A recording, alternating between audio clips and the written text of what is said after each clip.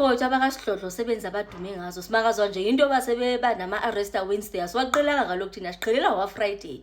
Brigadier Julius Mkhwanazi bafethu, Brigadier Julius Mkhwanazi plus abanye abayi-4 sebebanjiwe. Nizakhumbula uba babanjelwani ke ngoku this time? Babanjelwa into nokwenza nemeta. Kufike uWitness D apha uMarius van der Merwe ungasekhoyo wadutyulwa last year ngoDecember. After efike apha kuMadlanga Commission naye wafika wasixelela amabibi, wasixelela mhla kubulawa khona umuntu bebusy operation, umuntu wayeyi-suspect end up one thing led to another, end up etshona wafonelwa uBrigadier Julius Mkhwanazi owathi xa kefika wane-instruction okanye i-directive eyabonisa ingathi uthi nje makuthathwe lo mzimba uthathwe uyolahlelwa phi edamini kula macala aseNigeria. Ayike wafike wathetha into efana naleyo ke apha babanjiwe ke ngoku oBrigadier Julius Mkhwanazi. Bafethu anicingi into yoba mababe sebemgcina once uzayimela umntwana omntu lento into yoba athi nje esalela amalanga amabini amathathu ebhedini yakwakhe B sebeyamfikela futhi, awulala amabini amathathu B bayamfikela futhi. Hayi bafethu nama ngisayithandi lento abayenzayo ngayo. Hayi kavela kaloku ngoku mabavele bamthathe nje bayamgcina ebhongweni once and for all.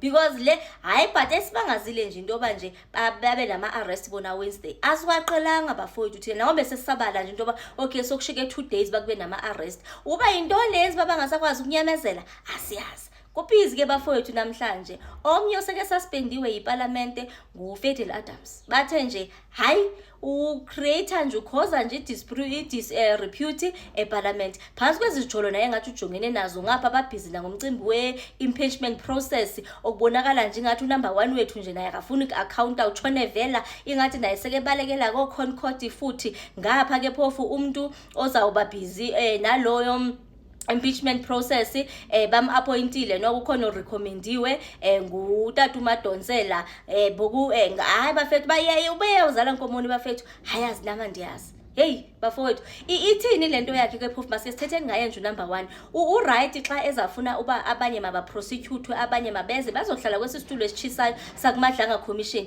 nethi xa into ujongene naye hayi yena utshone vela ngiphunyuka bemphethe.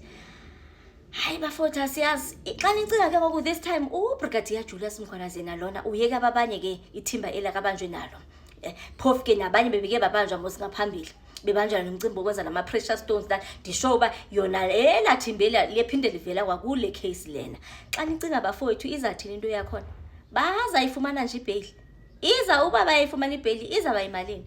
Apha ke bafethu asisadlala sisathethi ngama-precious stones apha bafethu apha sisadlali asisathethi ngokuhijackwa kwamatraka apha bafethu asisadlali asisathethi ngezi zitsholo bebemane bejongana nazo ukuthi babanjwe noKagiso Lerutla hey bakhiphe imali hey kuthengwe abantu into yoba mabayo appear court hey apha sithetha ngemenda sithetha ngokutshona komuntu. Will umbenze end up getting justice that he deserves now?